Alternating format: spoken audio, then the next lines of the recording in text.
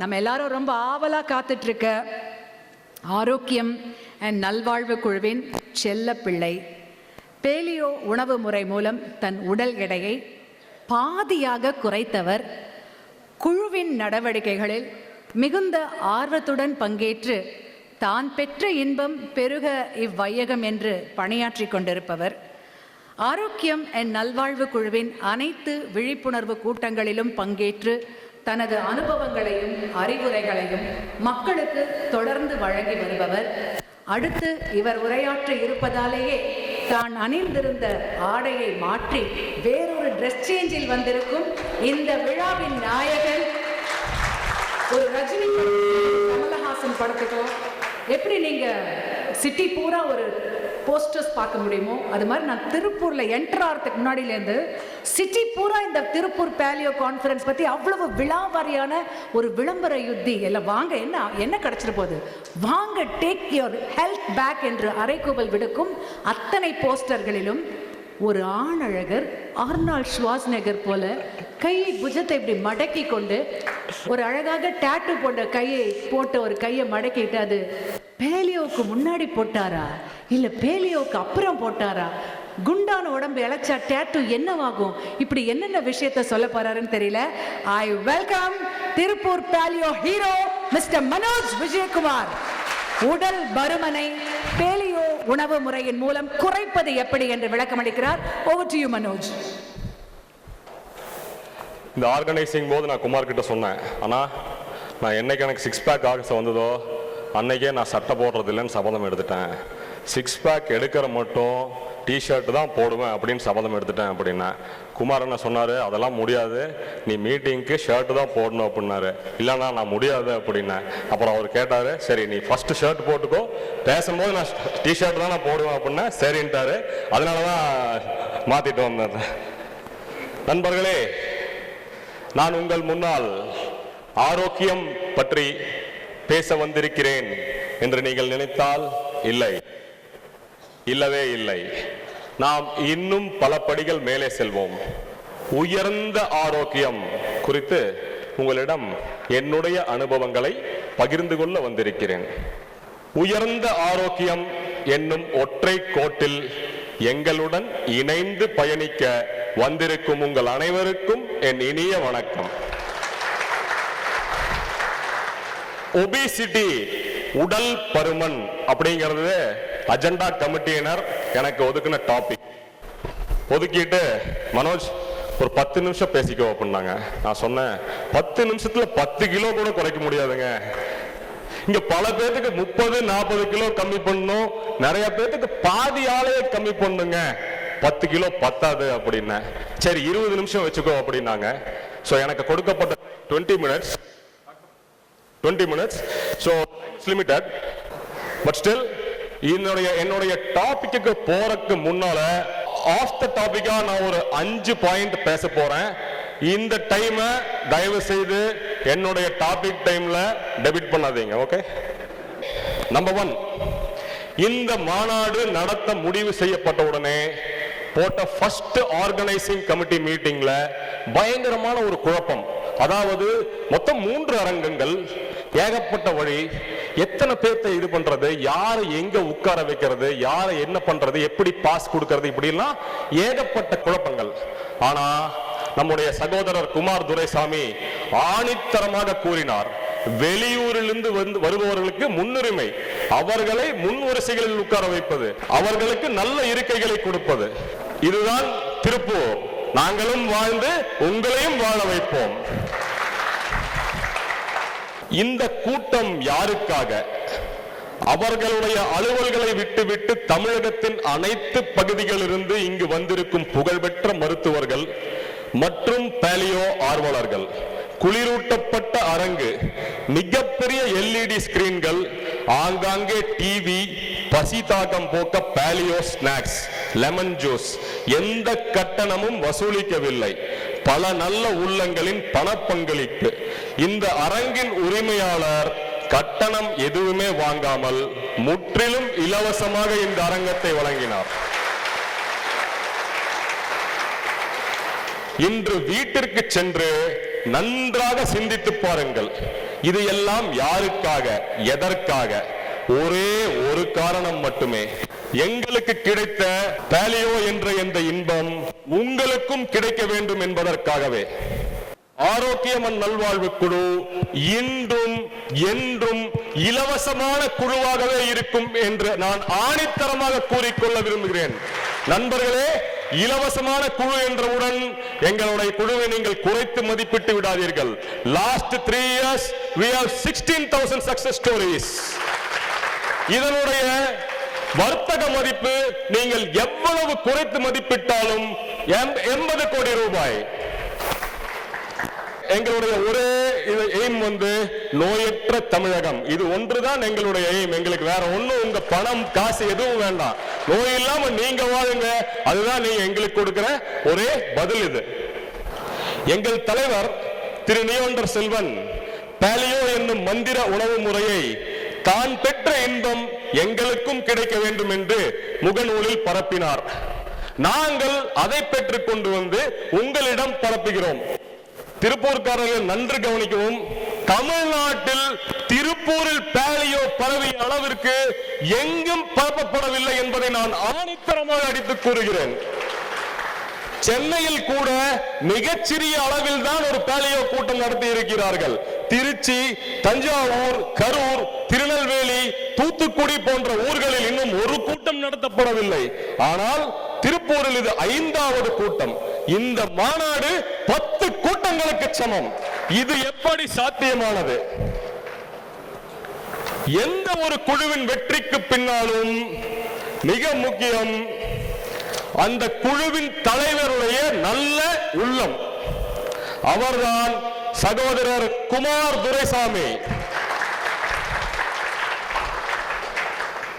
தமிழகம் எங்கும் பட்டி தொட்டி எங்கும் பாலியோ பரவ வேண்டும் என்றால் ஊருக்கு ஒரு குமார் துரைசாமி வேண்டும். மீண்டும் சொல்கிறேன், ஊருக்கு ஒரு குமார் துரைசாமி வேண்டும்.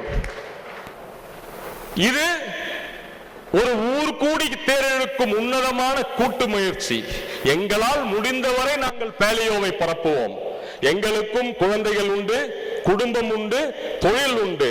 ஆகவே எங்களைப் போலவே நீங்களும் உங்கள் ஊர்களில் கூட்டங்கள் நடத்தி பாலியோவை பரப்ப வேண்டும் என்பதே எங்கள் வேண்டுகோள். அதற்காக எந்த உதவிகளை வேண்டுமானாலும் செய்ய நாங்கள் தயார். ஓகே, இதுதான்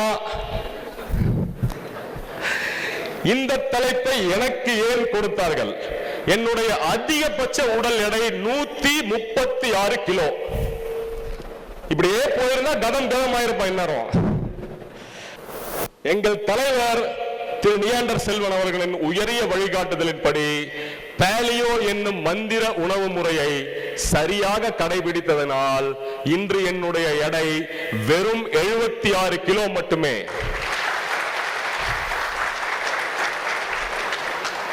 ஆகையால் இங்கே உடல் பருமனிலிருந்து விடுபட வந்திருப்பவர்களுக்கு எனக்கு தெரிந்த அனைத்து ரகசியங்களையும் நான் உங்களுடன் நின்று பகிர்ந்து கொள்ள போகிறேன்.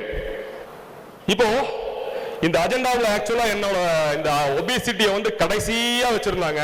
நான் சில டுபாக்கூர் பண்ணி அதை கொஞ்சம் மேல கொண்டு வந்தேன். ஆக்சுவலா ஏன் அதை கடைசியா வச்சிருந்தாங்கன்னா, இங்க பேசப்படும் அனைத்து விஷயங்களுக்கும் முதல் காரணம் obesity. Yes, obesity is the first and foremost reason for all our health problems. நண்பர்களே, உடல் பருமன் என்பது ஒரு நோய். அது தானாக உங்களுக்கு வரவில்லை. நாம் நம் ஆரோக்கியத்தை பற்றி சிறிதும் கவலைப்படாமல் நம்மை நாமே சீர்குலைத்துக் கொண்டதனாலேயே இந்த நோய் நமக்கு வந்திருக்கிறது. இதற்கு நாமே முக்கிய காரணம் என்பதை முதலில் நாம் மனதார ஒத்துக்கொள்ள வேண்டும். உடல் பருமன் உள்ளவர்களுக்கு எங்கு சென்றாலும் கடைசி மரியாதையே. ஃபிட்னஸ் பர்சன்ஸுக்கு தான் எங்க போனாலும் முதல் மரியாதையே. இங்கே முதல்ல இருந்து பாத்தீங்கன்னா பேசினவங்க எல்லாம் டாக்டர்ஸ், கடைசியா பேசுற நாம பேஷண்ட் தான். சோ இந்த ஸ்பீச் உடல் பருமனானவர்கள் அவர்களுடைய உடல் எடையை பாலியோ என்ற மந்திர உணவு முறையின் மூலம் படிப்படியாக குறைத்து உடல் இளைத்து படிப்படியாக உயர்ந்த ஆரோக்கியத்தை எப்படி எட்டலாம் என்பதை பற்றியதே. நண்பர்களே, கொஞ்சம் சீரியஸ் ஆகலாம்.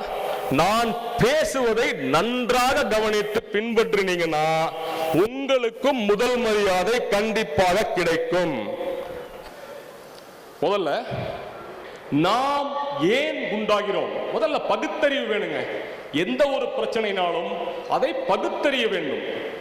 எடுத்தோன்னே அதனுடைய சொல்யூஷனுக்கு போகக்கூடாது. சோ நாம் ஏன் குண்டாகிறோம்? நம்ம ஒரு காட்டுக்கு போறோம். காட்டுல ஒரு புலி இருக்கு. புலி ஒல்லியா மட்டும்தான் இருக்கும், ஃபிட்டா மட்டும்தான் இருக்கும். குண்டா நம்ம ஒரு புலியை பார்க்கவே முடியாது. சர்க்கஸை விட்டுருங்க, காட்டுல பார்க்கவே முடியாது. புலி ஏன் ஒல்லியாக இருக்கிறது? யாராவது பதில் சொல்லுங்க பார்க்கலாம். புலி ஏன் ஒல்லியாக இருக்கிறது? பசிச்சா மட்டும் சாப்பிடுதுங்களா? ஓகே, வேறு பதில்கள்? மாமிசம் மட்டும் சாப்பிடுகிறது ஆச்சுங்களா? அவங்க சொல்லிட்டாங்க மாமிசம் மட்டுமே சாப்பிடுவதால் புலி ஒல்லியாக இருக்கிறது அப்படிங்கிறாங்க. அப்ப மான் ஏங்க ஒல்லியா இருக்கு?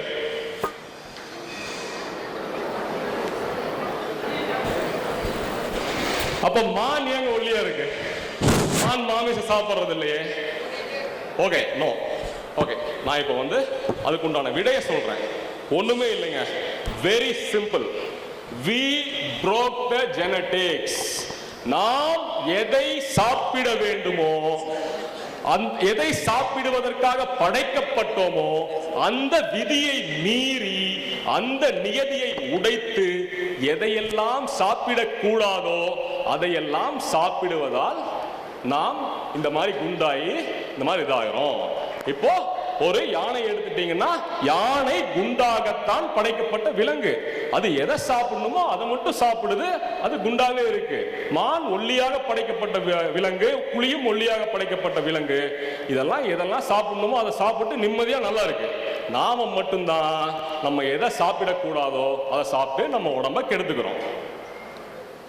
யானைக்கு டயபெட்டிஸ் யாராவது பார்த்திருக்கீங்களா? இருக்குங்க. கேரளாவில் வளர்க்கிற பல தனியார் யானைகளுக்கு டயபெட்டிஸ் இருக்கு. ஏன்னா யானைக்கு கோலமா சோறும் அதுக்குள்ள வெள்ளமும் வச்சு கொடுத்தா அப்ப அதுக்கு டயபெட்டிக்ஸ் வந்துடுது. சோ மனிதன் மட்டுமே தான் எதை சாப்பிடக்கூடாதோ, எதை சாப்பிடுவதற்காக அவன் படைக்கப்படவில்லையோ அதை மட்டுமே சாப்பிட்டு, எதை சாப்பிடுவதற்காக படைக்கப்பட்டோனோ அதை சாப்பிடாம இதெல்லாம் சாப்பிடக்கூடாதோ அதை சாப்பிட்றதுனாலதான் அவன் உடல் பருமனாகி ஒல்லியா குண்டா பல வியாதிகளுடன் துன்பப்படுகிறான். சோ நாம் ஏன் குண்டாகிறோம் அப்படின்னு நம்ம பார்த்தாச்சு. இப்ப இதுக்கு என்ன சொல்யூஷன்? நாம எதை சாப்பிடுவதற்காக படைக்கப்பட்டோமோ அதை மட்டும் சாப்பிட வேண்டும். Very simple. அப்போ நம்ம என்ன ஆகணும்? நம்ம ஒரு ஆதிவாசி ஆயிடணும். ஆதிவாசி எப்படி வாழ்ந்தா? காலையில் அப்படியே நல்லா நரம்பை முறுக்கிட்டு எந்திரிக்கிறான். எந்திரிச்சோடனே வேட்டைக்கு போகிறான். வேட்டைக்கு போகிற இடத்துல ஏதாவது காய்கறி அந்த மாதிரி கிடைச்சா சாப்பிட்றான். நல்லா வேட்டையாடுறான். அந்த வேட்டையாடின இடத்துல அவன் அதை சாப்பிட்றதில்ல, அதை தூக்கிட்டு வீட்டுக்கு கொண்டு வரான், அந்த குகைக்கு கொண்டு வரான். அந்த குகையில் அவன் குடும்பத்தோட ஒரு ரவுண்டு கட்டி ஃபயர் கட்டி அதை சாப்பிட்டு ஒரு டான்ஸ் போட்டு படுத்து தூங்கிடுறான். இப்படிதான் ஆதிவாசி வாழ்ந்திருக்கிறான். நாமனால ஆதிவாசி ஆக முடியுமா? முடியாது. அதனால நம்ம ஒரு மாடர்ன் ஆதிவாசி ஆகலாம். மனிதனுடைய உடலுக்கு ஒவ்வாத தீய பழக்கங்கள் என்ன சொல்லுங்க பார்க்கலாம். சொல்லுங்களேன். மனிதனுடைய உடலுக்கு ஒவ்வாத தீய பழக்கங்கள் என்ன?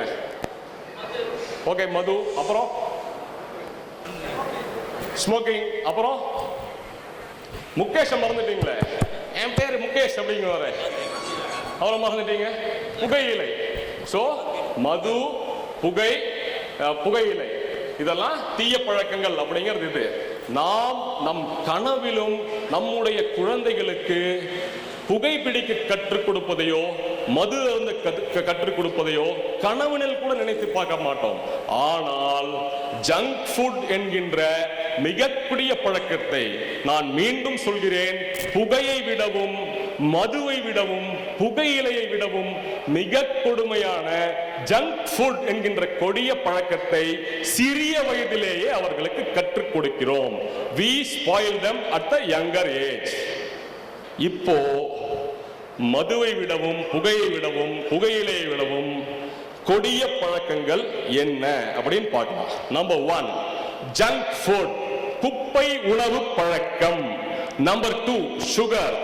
Number 3 carbohydrate. நல்லா கேட்டுக்கோங்க, நம்ம என்ன சாப்பிடக்கூடாது அப்படிங்கறத பத்தி நம்ம பேசிட்டு இருக்கோம். நம்பர் 3 கார்போஹைட்ரேட் என்கின்ற மாவு சத்து உணவுகள்.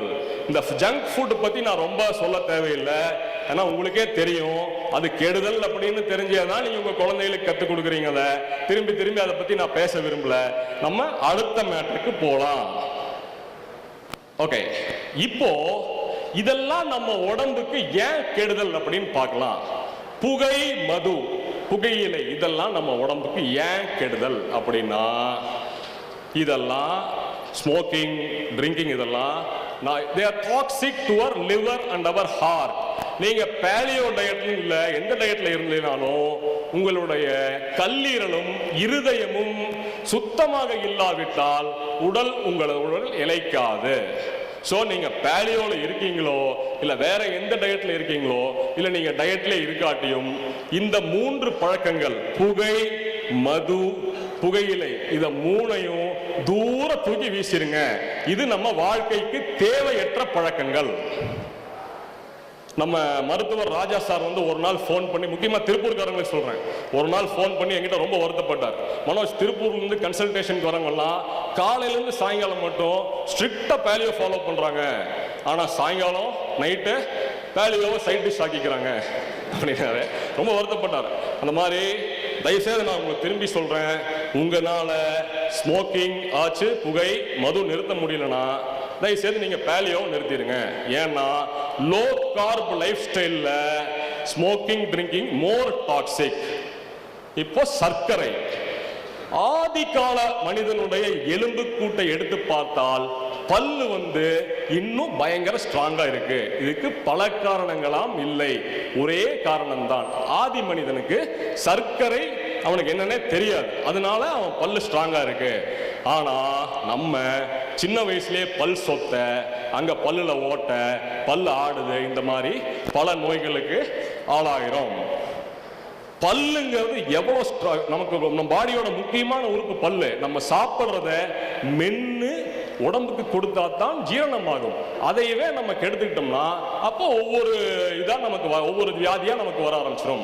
இன்னொன்னையும் பாருங்க, பல்லுங்கிறது ஒரு ஸ்ட்ராங்கான ஒரு உறுப்பு, அதையவே சுகர் இவ்வளோ கெடுக்குது, இவ்வளோ இது பண்ணுதுன்னா உள்ளுக்குள்ள இருக்க மிருதுவான சாஃப்டான உறுப்புகளை சர்க்கரை எவ்வளவு கொடுமை செய்யும். சர்க்கரையும் நம் வாழ்க்கைக்கு தேவையில்லாத ஒரு இது. சர்க்கரை எந்த வடிவிலும், எனி ஃபார்ம் ஆஃப் சுகர், நான் சர்க்கரை சேர்த்து வேண்டாம்னு சொன்னா அடுத்த நாள் அவங்க கருப்பட்டி போட்டு குடிக்கிறாங்க. So any form of sugar is nothing but poison. இது ஒண்ணுமே இல்ல. நான் ஒரு சின்ன ஸ்டடி என்ன வச்சு எக்ஸ்பெரிமெண்ட் பண்ணேன். நான் ஒரு 6 months ஸ்ட்ரிக்ட் பேலியோல இருந்தேன். என் ஃபேஸ் பாருங்க, அப்படியே ரிப் ஆயி அப்படியே ஒரு ஃபேஸே ஒரு ரிப் ஆயி இருக்கும்.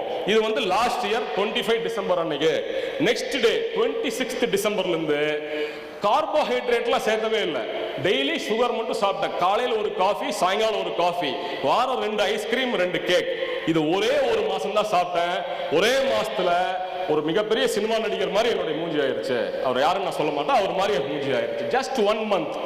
திரும்பவும் 26 ஜனவரி அன்னைக்கிலிருந்து திரும்பி சுகர் கட் பண்ணி ஸ்ட்ரிக்ட் பேலியோக்கு வந்தேன். Just 1 month. 25th February அன்னைக்கு என் ஃபேஸ் பாருங்க எப்படி ரிப் ஆயிருச்சு. இப்ப நீங்களே முடிவு பண்ணிக்கோங்க சுகர் உங்க பாடிக்கு என்ன பண்ணுது அப்படின்ட்டு. நான் என்னையவே பரிசோதனை எளியாக்கி உங்களுக்கு கொடுக்கின்ற சாட்சி இது. அடுத்தது கார்போஹைட்ரேட் என்கின்ற மாவு சத்து உணவுகள். இவை நம் உடம்புக்கு, மாவுச்சத்து உணவுகள்னா என்னங்க?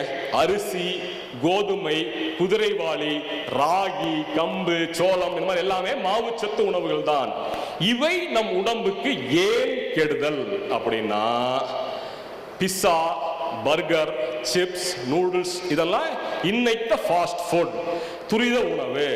இதே மாதிரி பல சில 100 வருடங்களுக்கு முன்னால் நம்முடைய முன்னோர் ஆகிய ஆதி மனிதன் வேட்டைக்கு போகிறதுக்கு சோம்பேறித்தனப்பட்டு கண்டுபிடித்த துரித உணவுகள் தான் கார்போஹைட்ரேட் என்னும் மாவு சத்து உணவுகள். புரிஞ்சுதுங்களா? சோ இந்த மாவுச்சத்து உணவுகளை சாப்பிடுவதற்காக டிசைன் செய்யப்பட்ட சிஸ்டமே நம்ம பாடியில இல்ல. சோ மாவுச்சத்து உணவுகளையும் நாம் தள்ளி வைத்து விட வேண்டும். ஒரு நாளைக்கு நம்மளுடைய உணவுல 40 கிராமுக்கு மேல கார்போஹைட்ரேட் இல்லாம பார்த்துக்கணும். ஓகே, இப்போ என்னடா எதையுமே சாப்பிட வேண்டாங்களா, பட்னி கிடக்கிறதா அப்படின்னு கேட்டீங்கன்னா, so we'll go for the solution now. என்னத்தை சாப்பிடணும், இதையெல்லாம் வேண்டாம் அப்படின்னா வேற என்ன சாப்பிடணும்? மீட், மாமிசம், eggs, nuts, paneer, mushroom, broccoli, vegetables, spinach, cheese இதெல்லாம் சாப்பிடலாம். இதையெல்லாம் எப்படி சமைக்கிறது? பட்டர் ஊற்றி சமைங்க, கீ வச்சு சமைங்க, cold pressed oil, coconut oil use பண்ணி செக்கில் ஆட்டிய தேங்காய் எண்ணெய் வச்சு சமைங்க. அப்போ நாம் எதை விளக்க வேண்டும்? இந்த மாவுச்சத்தெல்லாம் விளக்கிட்டு எதை சேர்த்த வேண்டும்? புரதம், புரோட்டீன், அப்புறம் நிறைய கொழுப்பு, ஃபேட் சேர்த்த வேண்டும். இவ்வளவுதாங்க. சோ எதை சாப்பிடக்கூடாது, எதை சாப்பிட வேண்டும் என்பதை முடித்து விட்டோம். இப்ப அடுத்ததுக்கு போலாம். குண்டான மனிதர்கள், உடல் பருமனானவர்கள் செய்யும் மிகப்பெரிய தப்பு ஓவர் எக்ஸசைசிங். 100 கிலோ இருந்துட்டு ஒருத்தன் டெய்லி 10 கிலோமீட்டர் ஓடுறதுங்கிறது அதை விட ஒரு கொடுமை எதுவுமே கிடையாது. மூட்டு வலியில் ஆரம்பிக்கும், அதுக்கப்புறம் பல வியாதிகள் வரும். இங்கேயும் நான் ஒரு பரிசோதனை எழுதி 2 வருடங்களுக்கு முன்னால் ஒரே மாதம் 31 நாட்கள்ல ஒரு நாளைக்கு 80 கிலோமீட்டருங்கிற விகிதத்தில் 2525 கிலோமீட்டர் சைக்கிளிங் பண்ணேன். அதுக்கு நம்ம அபிரம் கொண்டசாமி அண்ணன் கூட எனக்கு ஒரு விருது கொடுத்து கௌரவிச்சு என்னை ஊக்குவிச்சாரு. இதனுடைய விளைவு என்ன?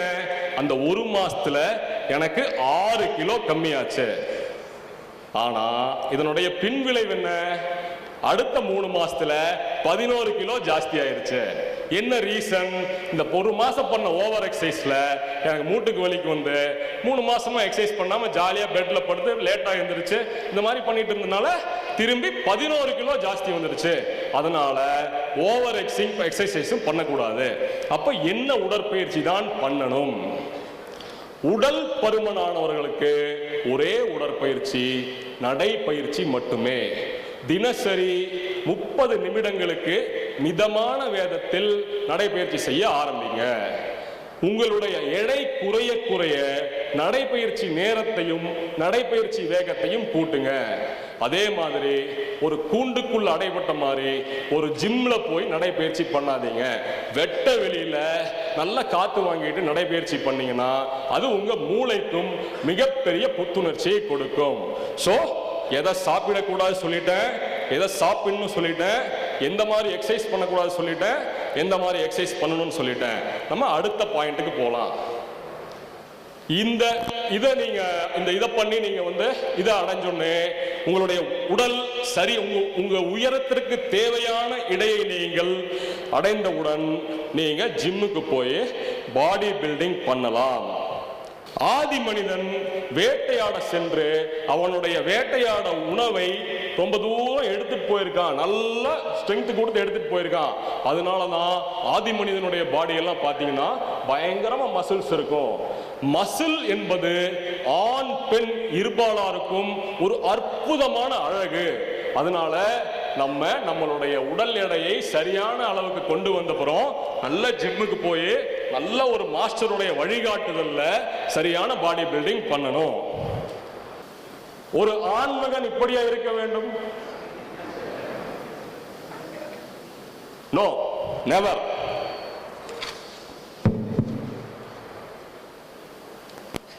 கம்பீரமாகவும் பரந்த மார்பும் திரண்ட தோள்களும் தெரிக்கும் நரம்புகளும் அப்படியே சட்டைக்கு வெளியில் ஆர்ம்ஸ் தெரிகிற மாதிரி இருக்கணுங்க.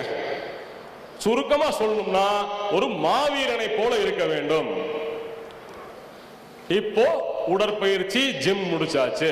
இதுக்கு அடுத்த நிலை என்ன? இன்டர்மிட்டன்ட் ஃபாஸ்டிங் என்னும் விரத முறை. நல்லா கேட்டுக்குங்க, இது ரொம்ப இம்பார்ட்டன்ட் உங்களுக்கு. பேலியோ ஆரம்பிக்கும் போதே 12:12 அப்படிங்கிற முறையில் ஆரம்பிக்கணும். அதாவது 12 மணி நேர விரதம். 12 மணி நேரம் தான் உணவு உண்ணணும். காலையில 8 மணிக்கு ஆரம்பிச்சா நைட் 8 மணிக்கு சாப்பிட்டு முடிச்சிடணும். மீதி 12 மணி நேரம் தண்ணீரை தவிர வேறு எதுவும் குடிக்க கூடாது. இது 100 நாட்களுக்கு நீங்கள் பின்பற்றி விட்டால் உங்கள் பாடி பேலியோவுக்கு பழகி பசியை கட்டுக்குள் கொண்டு வந்து விடும். அப்புறம் அடுத்த நிலை 16:8, அதாவது 16 மணி நேர விரதம், 8 மணி நேரம் மட்டுமே உணவு உண்ண வேண்டும். இதுலயும் கொஞ்ச நாள் போய் அதுக்கு அடுத்த நிலை 20:4, 20 மணி நேர விரதம். இந்த 20 மணி நேரத்துல தண்ணி மட்டும்தான் குடிக்கணும். முடியாதவங்க சுகர் இல்லாம, சுகருக்கு பேலியோவுக்கு சம்பந்தமே இல்லை, முடியாதவங்க பிளாக் காஃபி குடிக்கலாம், கிரீன் டீ குடிக்கலாம், எலுமிச்சம்பழம் இல்லாம கிரீன் டீ குடிக்கலாம். 20 மணி நேர விரதம், 4 மணி நேரம் மட்டுமே உணவு உண்ண வேண்டும். அந்த 4 மணி நேர உணவை 2 வேளைகளை உண்ண வேணும். இதுவும் முடிச்சோடனே, இதுவும் உங்க பாடிக்கு நல்லா பழகணுன்னே கடைசி நிலை, இறுதி நிலை, இதுதான் முக்தி நிலை. 24 மணி நேர விரதம்.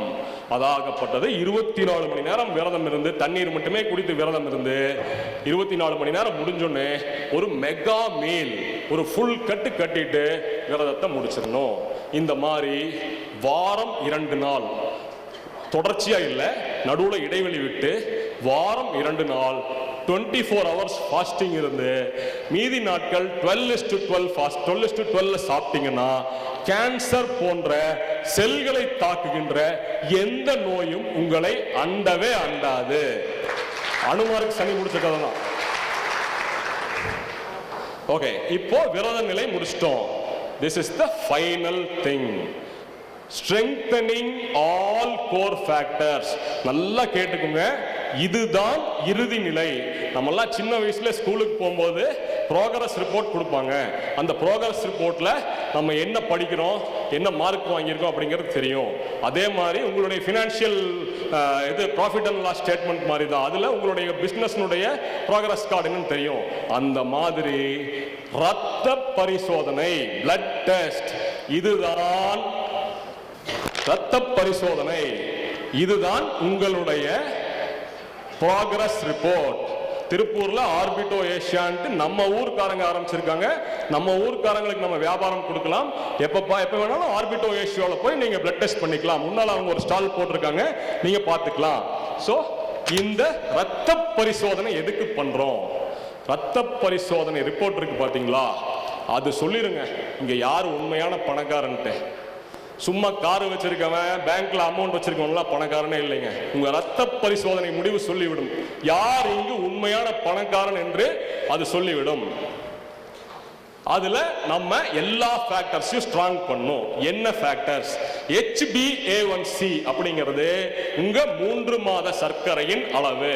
அதே மாதிரி HSCRP, iron, calcium, uric acid, thyroid, vitamin D3, B12, magnesium, haemoglobin, இது மாதிரி எல்லா ஃபேக்டர்ஸையும் நம்ம ஸ்ட்ராங்கா வச்சுக்கணும்.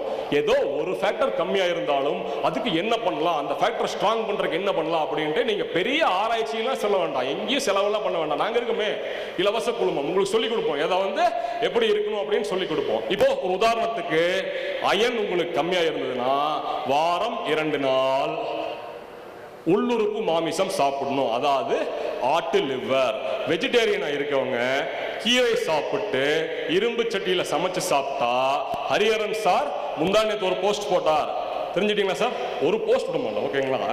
இந்த மாதிரி குழுமத்தினோட அனைத்து பதிவுகளையும் நீங்க படித்தீர்கள் என்றால், ஹரிஹரன் சார் முந்தானத்து ஒரு போஸ்ட் போட்டார், சும்மா இரும்பு சத்து உங்க உடம்புல ஏறாது, அது சாப்பிட்டு முடிச்சுனே லெமன் ஜூஸ் குடிங்க, நல்ல அப்சார்ப்ஷனோட இரும்பு சத்து ஏறும். அப்போ ஒரு 2 மாசம் இதே மாதிரி பண்ணீங்கன்னா இரும்பு சத்து மேல ஆயிடும். இந்த மாதிரி each and every factor strong ஆகிற மாதிரி பார்க்கணும்.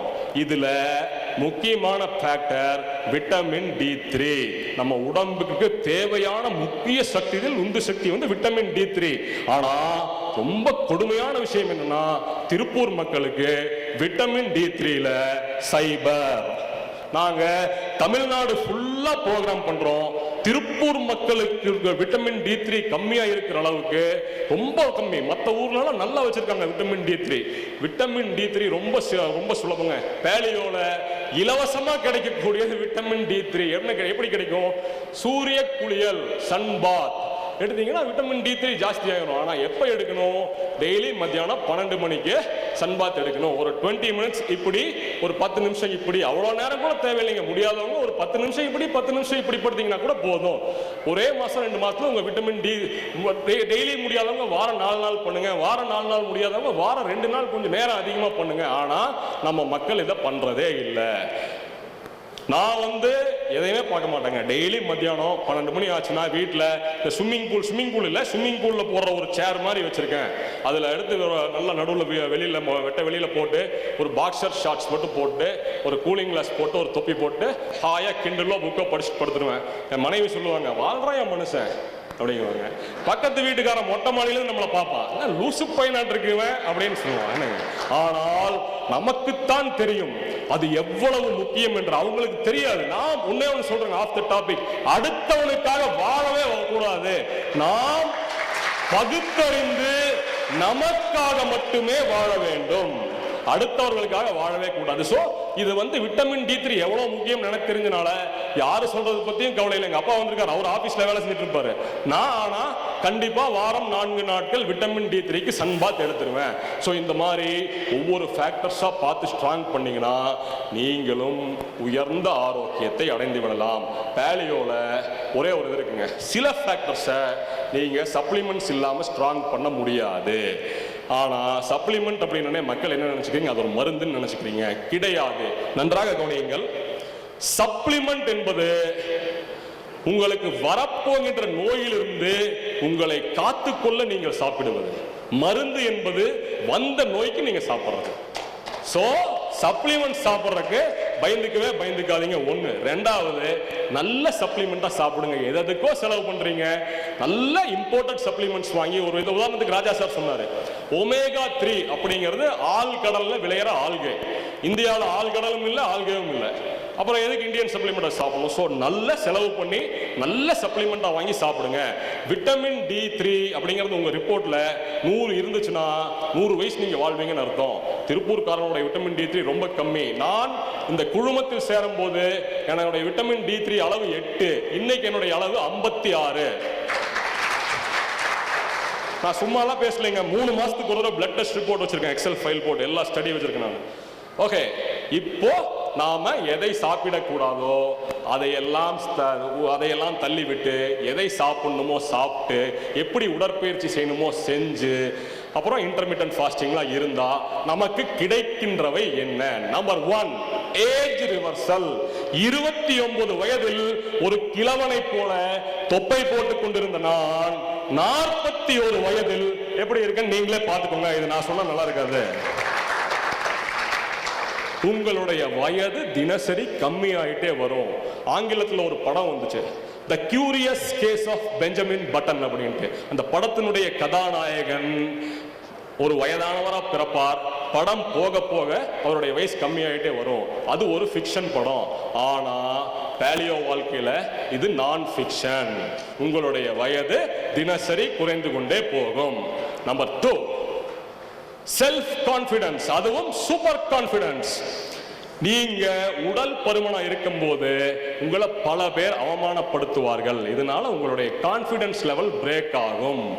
அந்த உடல் பருமனை வென்று நீங்கள் நல்ல பாடி பில்டிங்ல பண்ணி ஆர்ம்ஸ் காமிக்கிற மாதிரி வந்தீங்கன்னா உங்களுக்கு ஒரு சூப்பர் கான்பிடன்ஸ் வரும்.